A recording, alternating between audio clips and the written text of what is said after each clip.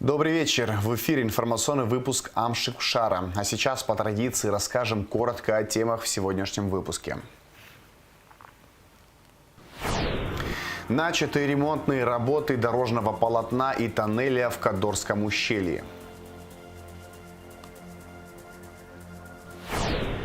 Круглый стол «Ценностные приоритеты в системе духовно-нравственного воспитания личности» прошел в Сухуми. Формирование доступной среды для людей с ограниченными возможностями здоровья. Социальное такси для маломобильных граждан.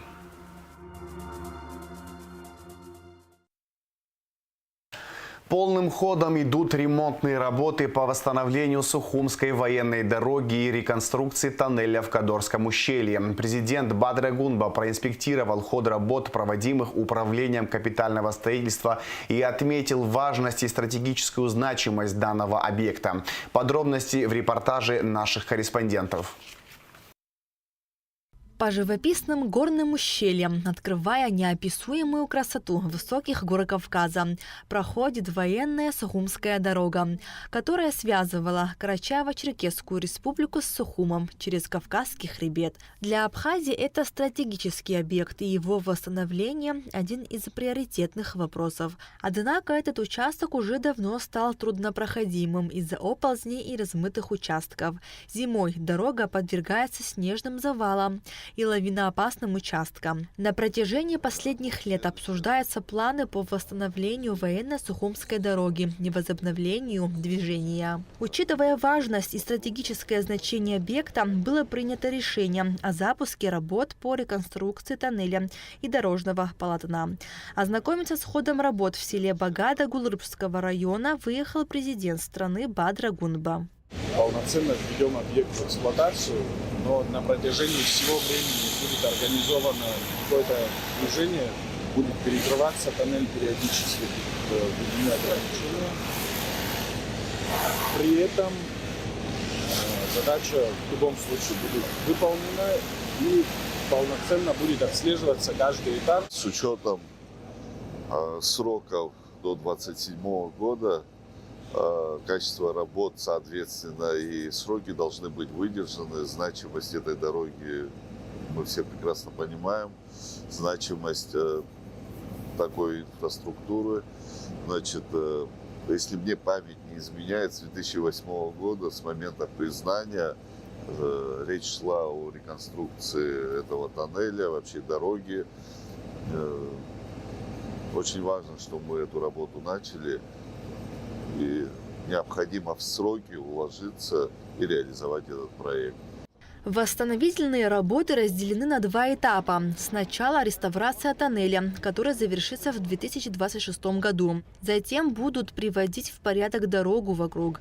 В целом работы будут вестись вплоть до 2027 года. Задействовано 26 рабочих и 12 единиц спецтехники. Протяженность восстанавливаемого тоннеля 480 метров. На момент, когда мы приступили к работам, мы приняли решение провести повторное обследование тоннеля, провели геофизические обследования, и по итогам которых мы в очередной раз убедились о необходимости капитального ремонта объекта, так как регрессия продолжается, трещины расширяются, очень сильно изменилось состояние, поэтому были в очередной раз приняты еще технические решения добавить анкерные болты сюда, чтобы усилить конструкцию. И помимо всего прочего еще принято решение, помимо технического надзора, осуществить еще и авторский надзор, для того, чтобы оперативно вносить какие-то изменения технические в зависимости от состояния тоннеля. Восстановительными работами занимаются наши специалисты со своими коллегами из России. В рамках двусторонних договоренностей финансовую помощь окажет Российская Федерация. Сам тоннель был построен в 1964 году. С того периода капитальный ремонт не осуществлялся. В 2020 году один из тоннелей был признан аварийным. Проезжать по тоннелю представлялось опасным, так как в стенах появились трещины. Опорную стену, да? Да. А когда эта часть обвалилась? Эта часть обвалилась между первым обследованием, в 2023 году она обвалилась, после первичного обследования и проектирования. И, кстати, здесь как раз вот в этом месте была указана дата, когда тоннель строился вместе. С этой частью вырвало. Он был поврежден впоследствии многочисленных ударов по нему, я так понимаю, тяжелыми снарядами. В селе Цабал будет организована лаборатория для приема входного материала, который будут использовать для восстановления тоннеля и дороги. На входном контроле будут проверяться качество привезенного материала. Мы сегодня прошлись, видим, что большие куски обвалов уже внутри тоннеля, часть тоннеля оползневыми процессами снесено, поэтому очень важно было и оперативно приступить к решению этого вопроса. Потеря этой дороги чревата серьезными вопросами, в том числе и безопасности. Здесь располагаются наши подразделения, части, российские пограничные подразделения, и поэтому дорога эта имеет стратегическое значение. Ну, никак не получалось изыскать эти средства. Благодаря договоренностям с нашими российскими коллегами мы изыскали эти средства и направили на реализацию этого очень важного проекта. Работы по восстановлению тоннеля уже начались и ведутся каждый день. Уже сейчас проведено электричество. На месте висит знак, что движение запрещено. Но в скором времени легендарная Сухумская военная дорога вновь откроет свой исторический путь. Нала Чхинджерия, Фатима Герге, Саида Гуха, Абхазское телевидение. Президент Бадр Гунба в ходе рабочей поездки в Кадорское ущелье посетил и пограничный отряд «Птыш» погрануправления СГБ Абхазии. Глава государства пообщался с командиром подразделения и личным составом, ознакомился с условиями несения службы и инфраструктурой пограничного поста. Гунба поручил начальнику управления капитального строительства Демиру Гамисоне в ближайшее время приступить к ремонту и благоустройству помещений. Президент выразил признательность сотрудникам погранотряда «Птыш» за высокий профессионализм и добросовестное выполнение служебных обязанностей по обеспечению безопасности государства. Бадр Гунба посетил село Ажара в Кодорском ущелье Абхазии. Президент осмотрел здание, где ранее располагалась сельская больница и где планируется открыть фельдшерско-акушерский пункт. Сейчас такой пункт работает в доме руководителя ФАП Галины Гунба. Президент поручил начальнику УКС Демиру Гамисоне в ближайшее время приступить к обустройству объекта. Минздрав Абхазии обеспечит пункт медикаментами. Глава государства также встретился с начальником местной милиции Даура Мадлиева и представителем СГБ Наурызом Чачхали, который несет службу в ущелье. Офицеры доложили главе государства об оперативной обстановке на данной территории и о том, как они несут службу. Депутаты Народного собрания парламента Республики Абхазия выражают обеспокоенность ситуацией вокруг событий 5 ноября текущего года и возможным осложнением общественно-политической обстановки. Убеждены, что любые попытки неправомерного вмешательства во внутренние политические процессы недопустимы. В целях исключения возможности внешнего вмешательства во внутренние дела Республики Абхазия депутаты парламента рассматривают возможность ужесточения правовых норм в действующем законодательстве. Народное собрание парламент Республики Абхазия обращается к гражданам, всем политическим силам, организациям и движениям воздержаться от взаимных обвинений и руководствоваться общественными и государственными интересами, сообщает пресс-служба Народного собрания парламента. Минздравом Абхазии подготовлен список необходимого оборудования для оснащения медучреждений, представлен главе государства и Кабинету министров. Об этом в интервью нашему каналу сообщил министр здравоохранения Эдуард Будба. Данное мероприятие проводится в рамках поручения Бадры Гунба по подготовке плана по повышению эффективности работ медучреждений и развития здравоохранения в целом. По поручению президента от 27 августа 2025 года один из указов, значит, это подготовить перечень медицинского оборудования, который остро необходим для доукомплектования наших лечебных учреждений. Значит, на самом деле большой объем работы был проведен, все необходимые данные мы собрали и отправили в кабинет министров и Бадре Зурабовичу. Сумма идет в среднем приблизительно о 873 миллиона рублей. Это говорим о дооснащении наших всех республиканских лечебных учреждений. Мы это вот делаем там остро нуждающиеся, потому что есть вещи, которые очень сильно дорогостоящие. Мы говорим о том, что нам нужно крайне необходимо то или иное оборудование. В этом направлении уже объем информации обработан и отправлен главе государства. Министр также подвел итоги работы ведомства за текущий год. Полное интервью смотрите сегодня в нашей программе после выпуска новостей. Вице-премьер, исполняющий обязанности председателя Госкомитета по делам молодежи и спорту Тараш Хагба принял участие в церемонии прощания с легендарным футболистом и тренером, олимпийским чемпионом Никитой Симоняном, сообщается на сайте Кабинета министров. Церемония состоялась в Москве на стадионе «Лукойл-Арена», домашней арене футбольного клуба «Спартак». От имени президента Абхазии Бадре Гунба Тараш Хагба зачитал телеграмму с соболезнованиями родным и близким Никиты Павловича. Примите самые искренние и сердечные соболезнования по поводу кончины Никиты Павловича Симонян. С глубокой болью узнал об уходе человека, который был особенно дорог всем нам в Абхазии, говорится в соболезновании. Бадре Гунба подчеркнул, что детство и первые шаги в футболе Никиты Симонян были связаны с Сухумом, и на протяжении всей жизни он сохранял теплую связь с малой родиной. Для всего народа Абхазии он был и остается близким, родным человеком, которым мы искренне гордились. Светлая память Никите Павловичу, доброму, яркому, настоящему человеку, заключил президент.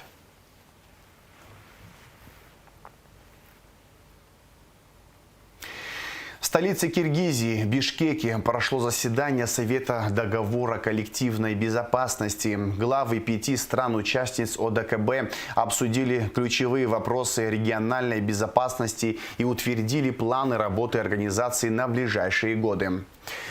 По итогу консультаций делегации России, Беларуси, Казахстана, Киргизии и Таджикистана приняли план развития военного сотрудничества до 2030 года. Со своей стороны президент Владимир Путин рассказал о приоритетах председательства России в организации в следующем году. Москва, как будущий председатель в ОДКБ, продолжит укреплять оборонный потенциал Союза. Россия предлагает запустить программу оснащения армии стран-участниц современными образцами российских вооружений, что в свою очередь укрепит технологический суверенитет и обороноспособность каждой страны. Предлагаем запустить масштабную программу оснащения коллективных сил современными образцами российских вооружений и техники, доказавшими свою эффективность в ходе реальных военных действий. И именно в этом ключе планируем организовать целый ряд совместных мероприятий по подготовке воинских частей и подразделений спецслужб.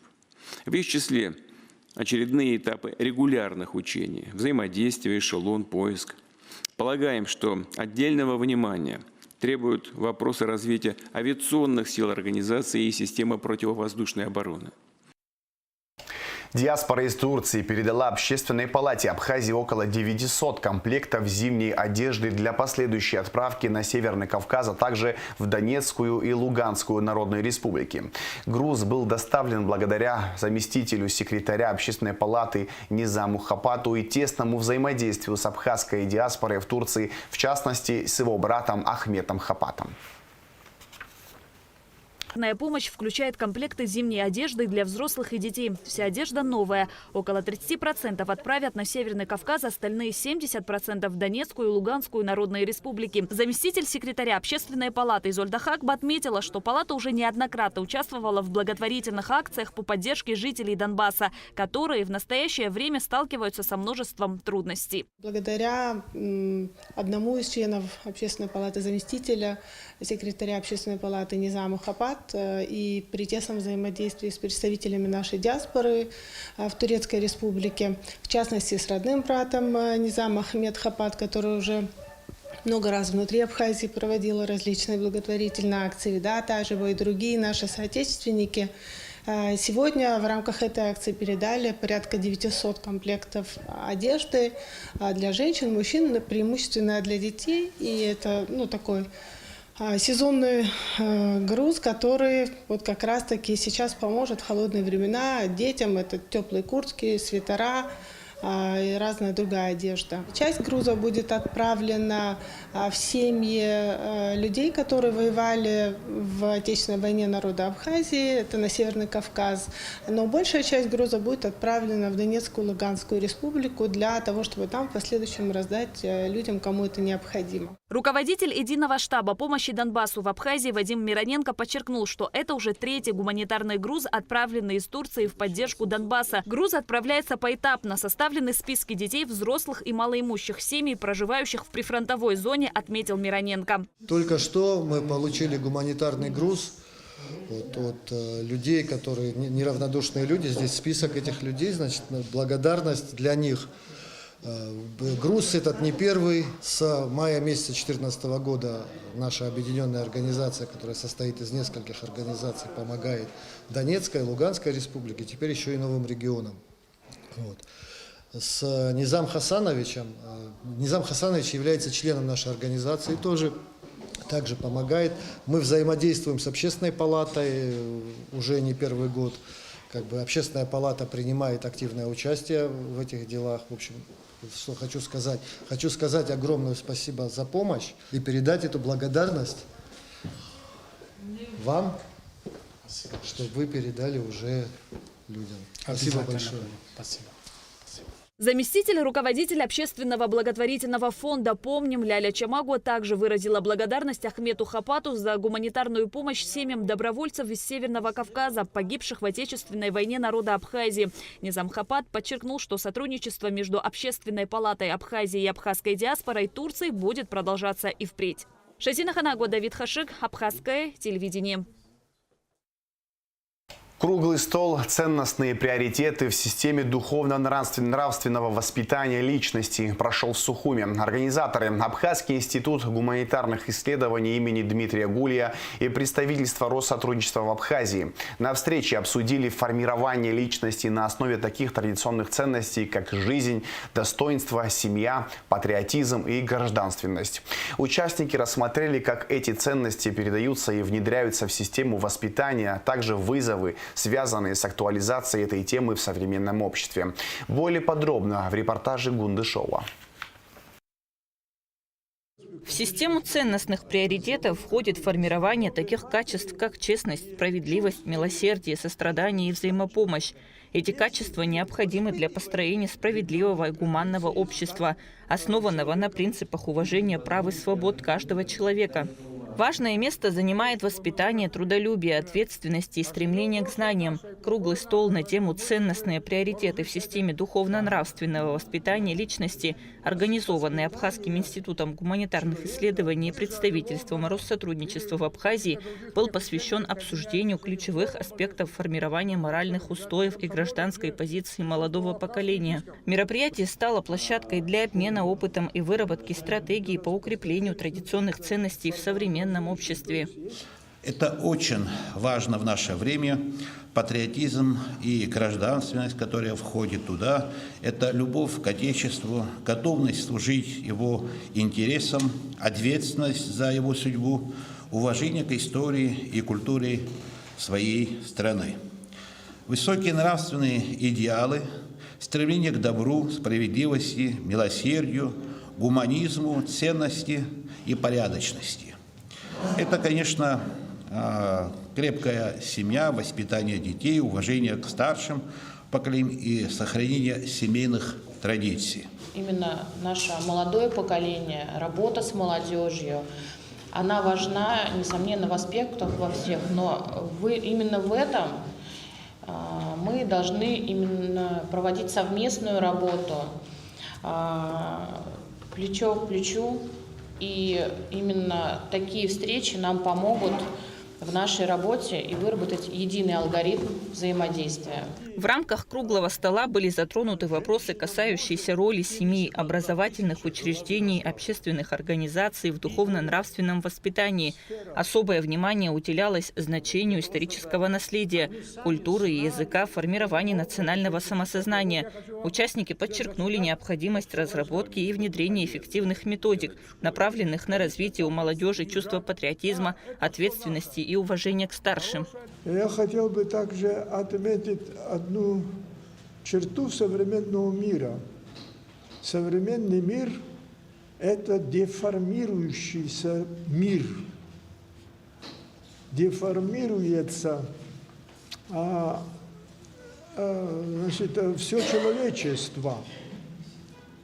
И мы не можем оставаться вне этого контекста. Мы это можем наблюдать и наблюдаем сегодня все это. И, к сожалению, наблюдается и такой процесс, поскольку я представляю на самом деле старшее поколение, по крайней мере в этом зале присутствующих, и я вижу, как прерывается преемственная связь поколений. О ценностных приоритетах в системе духовно-нравственного воспитания личности высказались и представители духовенства Абхазии, подчеркивая особую роль традиционных верований и обычаев в формировании моральных устоев. Ими была отмечена важность передачи подрастающему поколению знаний об истории народа, его культурном наследии и этических нормах, укоренившихся в абхазском обществе на протяжении веков.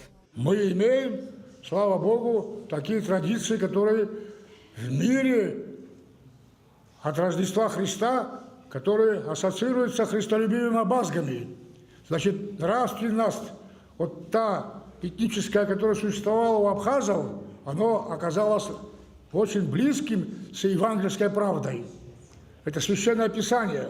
Поэтому вот это нравы, вот эти этнические понятия, они очень необходимы. Соединиться, но всему этому необходимо соединиться с Творцом неба и земли. У нас много замечательных традиций в Абхазии. И наши дедушки, бабушки относительно недавно, вот можно сказать, 50 лет, 60 лет, 30 лет, как мы с вами воспитывались. И мы помним нашу деревню абхазскую, которая воспитывала личность человека в чистоте, в люботе, в вере, в красоте духовной. Но, к сожалению, вот как сказал Олег Несторович, трансформируется, идет деградация, бесспорно идет деградация. Но чтобы не было деградации, чтобы был прогресс духовный у нашей молодежи, мы должны, конечно, много работать. И самое главное в преемственности и в исторической науке, самое главное – это любовь к родине, любовь к отчизне. Первостепенное значение в системе духовно-нравственных ценностей отводится уважению к старшим, почитанию традиций и обычаев предков. Абхазская культура, укорененная в древних обычаях и устном народном творчестве, акцентирует важность передачи накопленного опыта от поколения к поколению. Это включает в себя уважение к возрасту, мудрости и жизненному опыту старших, а также соблюдение норм абхазского этикета Апсуара. Война, она нас в этом плане откидывала назад далеко, нанесла большой удар по духовно-нравственному воспитанию, по состоянию этой работы у нас. Послевоенный период, вспомните, тут старшее поколение хорошо помнит. Тут у нас разрыв огромный получился. Мы отошли от тех принципов, которые у нас были до этого, и не пришли ни к каким новым. Сегодня, конечно, меняется. Мы восстанавливаем потихонечку. И мне кажется, что, знаете, вот для того, чтобы делать такие драматичные и трагические какие-то выводы, оснований нет. У нас по-прежнему, как я говорил раньше, остается на вооружении Апсуара. Специалисты в области образования, культуры и социальной работы представили свои доклады и поделились практическими наработками. В частности, обсуждались возможности использования современных информационных технологий, мультимедийных ресурсов для популяризации духовно-нравственных ценностей среди молодежи. Была отмечена важность межведомственного взаимодействия и координации усилий различных институтов гражданского общества в решении задач духовно-нравственного воспитания. И при формировании нашей работы мы учитывали именно запрос от молодежи. У нас были встречи, общались с ребятами, спрашивали, что им интересно. И на основании вот этой обратной связи у нас сформировалось такое место входа инициатив наших ребят. И мы выступаем такой площадкой, на которой каждый студент, молодой человек, молодежь у нас в таком широком понимании от школьников до уже работающей семейной молодежи. И для каждого мы стараемся подбирать, организовывать мероприятия. На личность человека влияют родители, а родственники очень мало. Соседи практически никак. Община забыта. Говорю про Россию. Влияние СМИ в 21 веке снижается. Традиционных СМИ, газеты, книги и телевидение, имею в виду. Кино, Голливуд, музыка западная, мода западная, соцсети западные, интернет западный, нейросети добавляются в последнее время и искусственный интеллект. Важным аспектом является воспитание чувства патриотизма и любви к родине. Это проявляется в знании истории и культуры Абхазии, уважении к ее государственным символам и готовность защищать ее интересы. Особое внимание уделяется воспитанию гордости за героическое прошлое народа. Кунда Шоу, Алексея Гухава, Абхазское телевидение. Итоги практического и методического взаимодействия по профильным направлениям правоохранительной деятельности между МВД Абхазии и России обсудили в ходе рабочего совещания, которое провел вице-премьер-министр внутренних дел Республики Абхазия Роберт Киут. Подробности в материале пресс-службы МВД. Итоги практического и методического взаимодействия по профильным направлениям правоохранительной деятельности между МВД Абхазии и России обсудили в ходе рабочего совещания, которое провел вице-премьер-министр внутренних дел Республики Абхазия Роберт Киут. Во встрече приняли участие первый заместитель министра внутренних дел Республики Абхазия Руслан Ажиба, исполняющий обязанности замминистра, начальник следственного управления Элеонора Карагазян, представитель МВД России в Абхазии Сергей Галенков, директор совместного информационно-координационного центра органов внутренних дел Абхазии и России Юрий Марышев, начальники профильных управлений МВД Абхазии.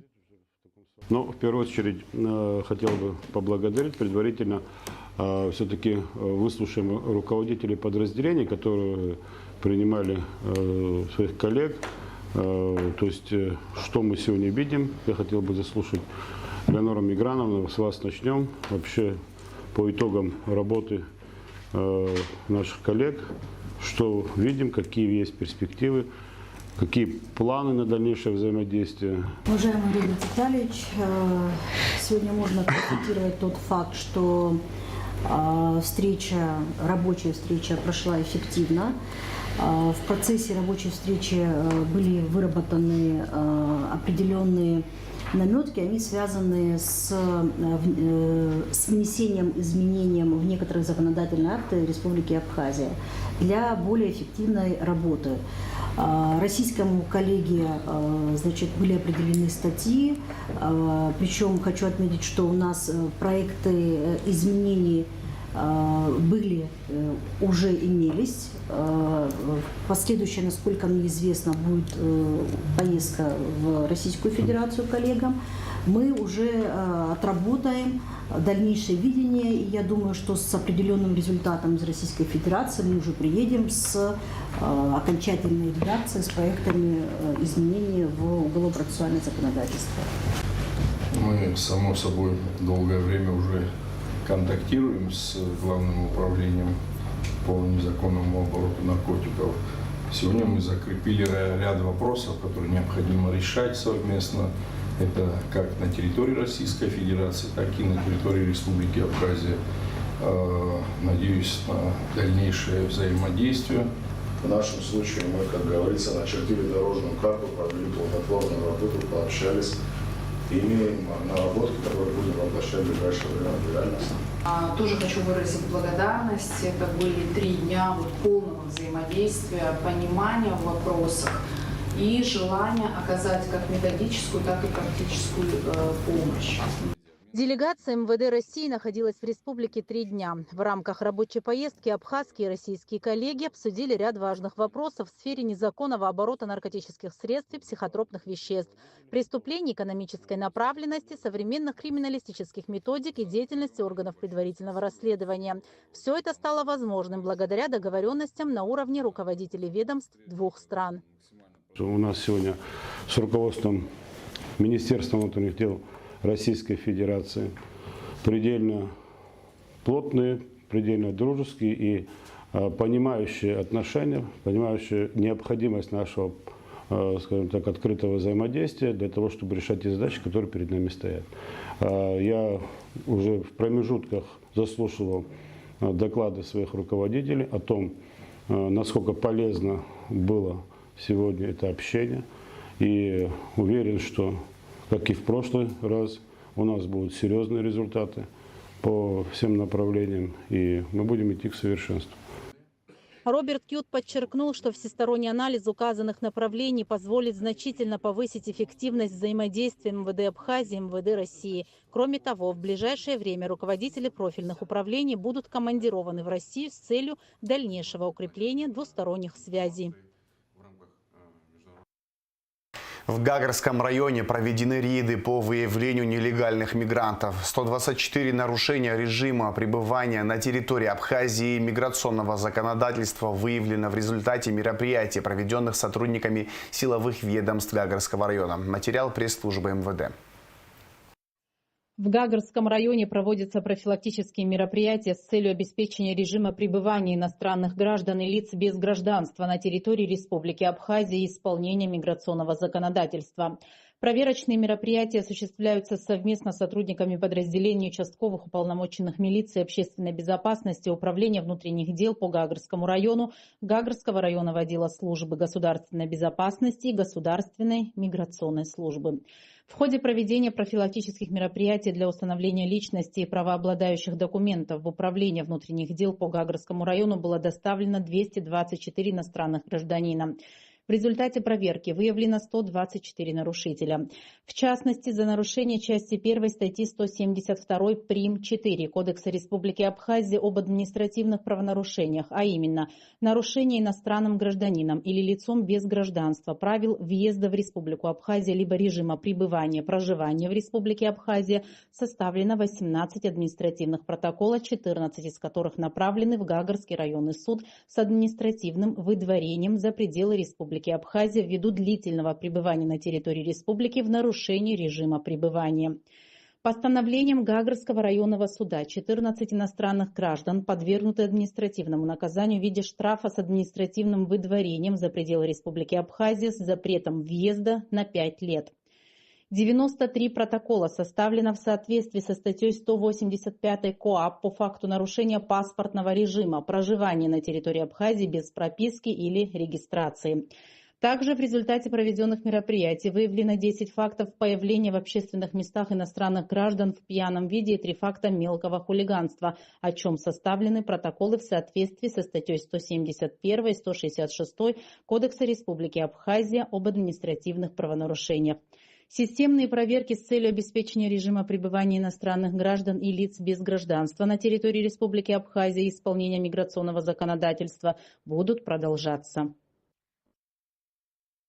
Новый сервис, открывающий новые возможности для граждан с ограниченными возможностями здоровья. В Абхазии заработало социальное такси. Это еще один успешный проект команды Абхазии. Партнерами проекта выступают правительство Нижегородской области, Народный фронт, также Министерство социального обеспечения Абхазии. Вызвать социальное такси можно по номеру 0909. Услуга будет абсолютно бесплатной. Аэлита Арутюнян узнавала возможностях нового вида пассажирского транспорта. Социальное такси будет предоставлять услуги тем, кто в этом нуждается, помогая маломобильным людям и обеспечиваем доступ к необходимым медицинским и социальным услугам. Это значимый шаг к улучшению качества жизни граждан республики. Теперь люди с ограниченными возможностями смогут спокойно вызвать такое такси и без проблем добраться до места назначения. 3 оборудованные машины для перевозки людей с ограниченными возможностями здоровья передали в город Сухум и Гудаутский, Ачамчирский районы. Но этим видом транспорта можно будет пользоваться по всей стране. Мы следим часто за новостями, за комментариями под постами. Команда проекта это очень сильно регулирует. Мы смотрим и хотим поблагодарить за прекрасные комментарии, за слова благодарности. Также хотим разъяснить, слово такси некоторых смущает. Речь идет о полностью социальном проекте, проезды будут бесплатны. Вице-премьер Республики Абхазия Вараздат Минасян отметил важность и актуальность такого проекта. Он поблагодарил губернатора Нижнего Новгорода за предоставление транспортных средств. Также вице-премьер выразил слова благодарности команде Абхазии, Народному фронту, сотовым компаниям и компании Апсны Ойл. У нас есть большая потребность в этом такси социальном, и оно улучшит жизнедеятельность, даст высокое качество проезду наших граждан, которые ограничены возможностями. Вот этот социальный наш слой населения, который ждал очень большое время это такси, оно считаю очень актуальным в сегодняшний день и поспособствует улучшению их жизнедеятельности. Как представитель правительства по поручению премьер-министра финансовое обеспечение правительства берет на себя этого проекта социального. Всем желаю удачи в нашем хорошем деле. Социальное такси работает на базе Министерства соцобеспечения. Водители специального автотранспорта прошли обучение на базе Минздрава Абхазии. Потребность в таком виде транспорта назрела уже давно. На сегодняшний день более 500 жителей Республики Абхазия – потенциальные пассажиры социального такси. С сегодняшнего дня будет работать данная услуга. Социальный транспорт будет предоставляться по заявкам лицам, нуждающимся в таком обслуживании, совершенно бесплатно, на безвозмездной основе. Машины будут обслуживать, каждая машина будет обслуживать определенный район. Машины переданы в Министерство социального обеспечения. На сегодняшний день они приняты на баланс и будут непосредственно обслуживаться нами с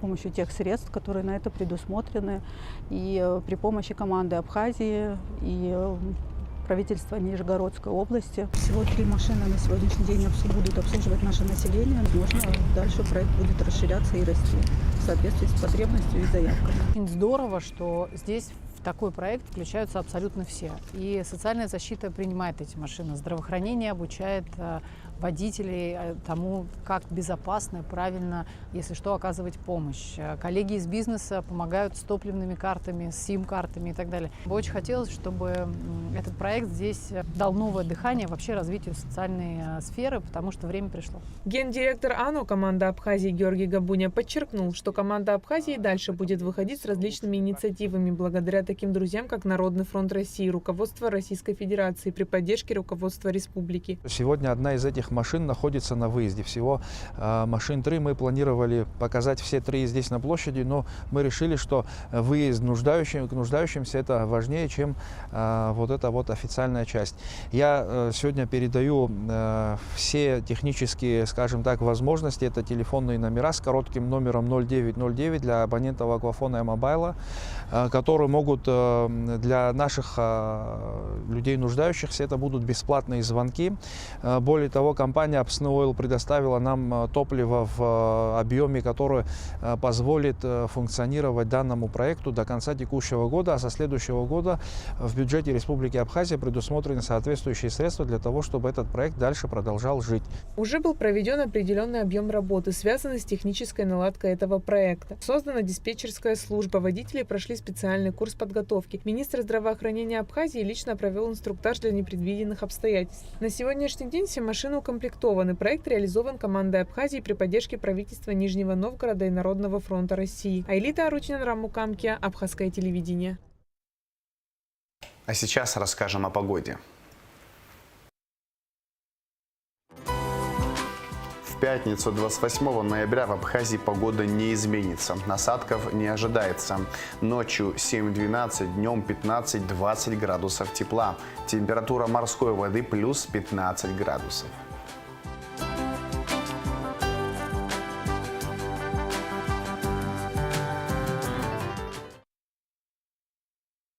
На этом информационный выпуск Амшакшара подошел к концу. Всего хорошего. До свидания.